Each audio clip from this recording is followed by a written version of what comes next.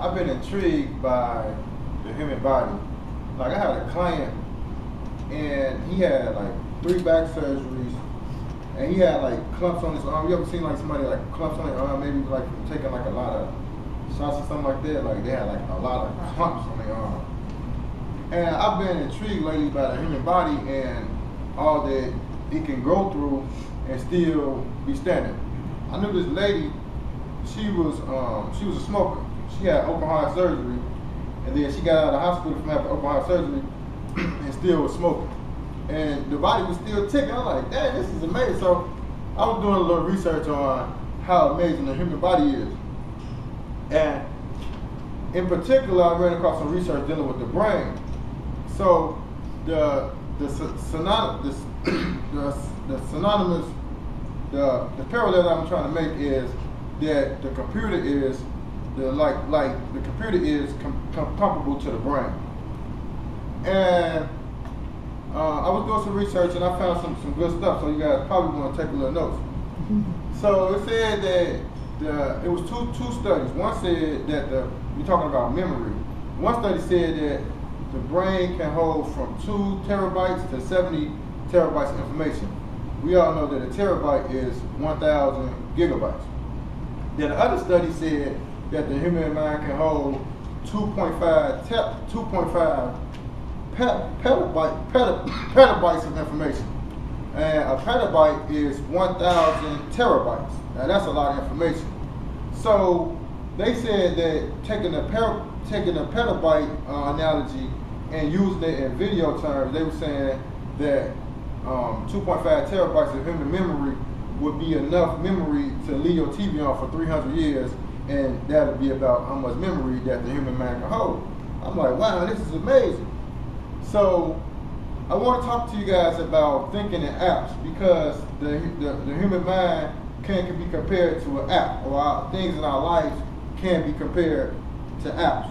Now to bring this a little bit closer to home and a little bit nearer to you, I want to look at Facebook. Facebook has 1.4 billion active accounts, okay?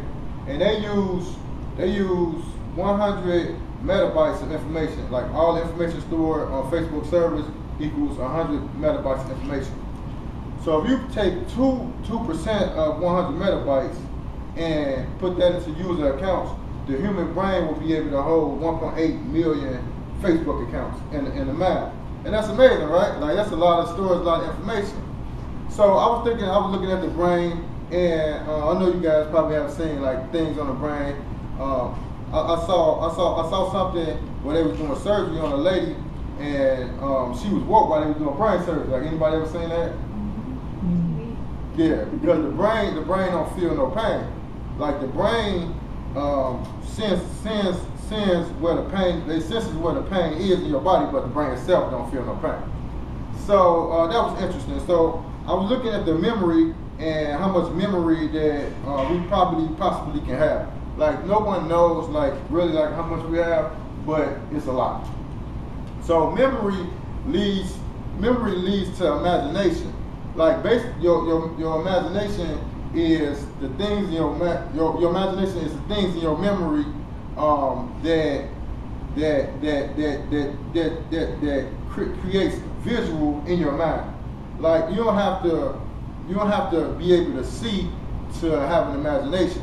Like if a person was blind, they can touch the table and know that it's wood based on them having the sense of touch. So actually our imagination is our 5 senses in our eyes in one. And our imagination is the things that's our memory that are in our memory that we get to form thoughts with. That's our imagination. So you have your memory, and then you have your imagination from your memory. So just thinking about how much memory you have, it can equal how much imagination you have. And we live in 2015 AD after death, and there's a lot of things that have transpired since the first year.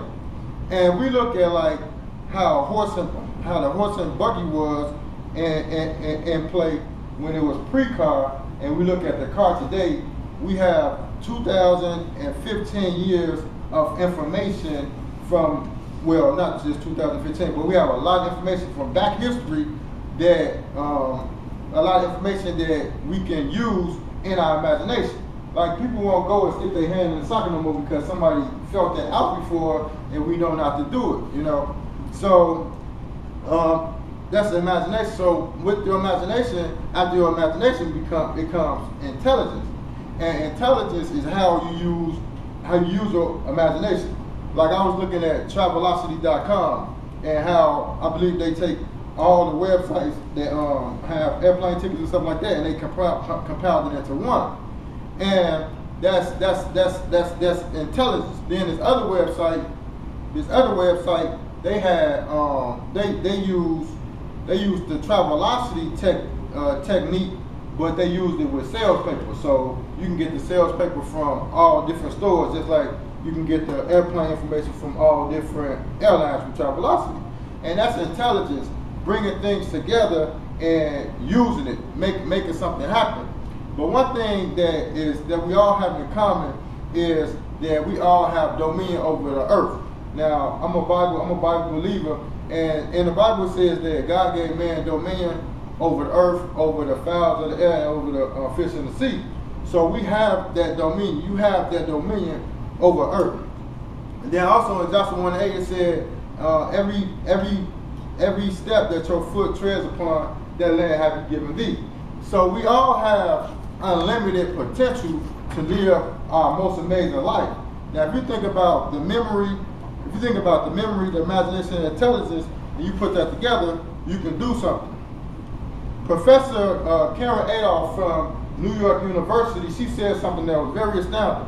She said that the developmental stages of walking is comparable to the developmental stages of anything that we do. Meaning this, there's a start point with whatever it is that we do, and there's a maturity point with whatever it is that we do.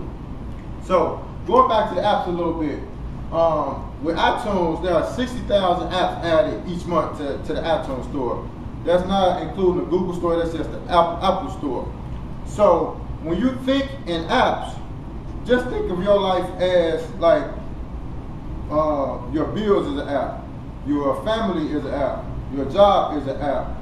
All of these different things in your life are apps. And just think that you can add anything that you want in your life to be in your life. And looking at the research that Karen had, she said that the developmental stages of walking is comparable to anything in life. So when you think in apps, that means that you can choose anything that you want. You can choose anything that you want in life and become successful with that. Now, there's a success system, and in my book I talk about it. But so how do you become successful? How do you become more successful? I was a photographer, and one of the things that I did when I was a photographer was I asked people who was a good photographer in town. And we can always learn things when we ask people. Actually, human beings are, when you ask a human being a question, that's like comparable to Google, like asking Google. But human beings have like amazing answers. If you ask them a question and you listen to them, listen to the answer, you follow up on the question that you ask, you will see that your life will increase a whole lot. So I started off in photography, speaking on how you can become successful with anything. I started off with photography, and I was asking people to tell me what a good photographer was, and they told me this club, and that led me to a great career in photography. So the way that you become successful with anything is you may have to go to school. You may have to go to school to learn a trade. You might have to go to school, like I went to barber school. So I went to barber school and I learned how to become a barber, and then I was making money. So in order to become successful with the app in your life, you may have to go to school, or you may have to invest money. Like when I was doing photography, I ain't have to go to school then, I had to invest money. So you might have to invest money into what it is that you want to do. But now my latest goal, my latest app that I'm using since I've become a professional photographer and a professional barber, my latest app that I'm working on is selling 10 million copies of my book. And you learn how to be great at something by learning like the history of it. So Napoleon Hill sold 80 million copies of Think and Grow Rich. So that's like one of the first things I want to go through and see, like, how did he do it? So that's one way if you choose anything in your life. Now with this app thing, you want to choose anything that you want because God gave you dominion over the earth, right? So you can choose anything that you want. And looking at what Karen said, she said that you can become successful as long as you start at it, and you stick with it and you become mature with it.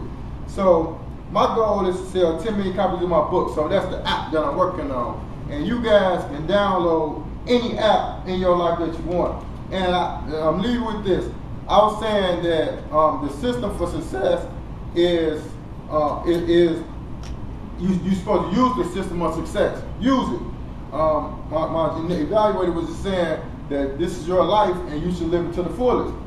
So I'm saying use the app. Like whatever you want. Do you want money? Do you want more time? Do you want more health? Whatever it is that you want, you can do it. And not only should you use the app, but you should abuse the making your life out of the app system to get the best life that you want.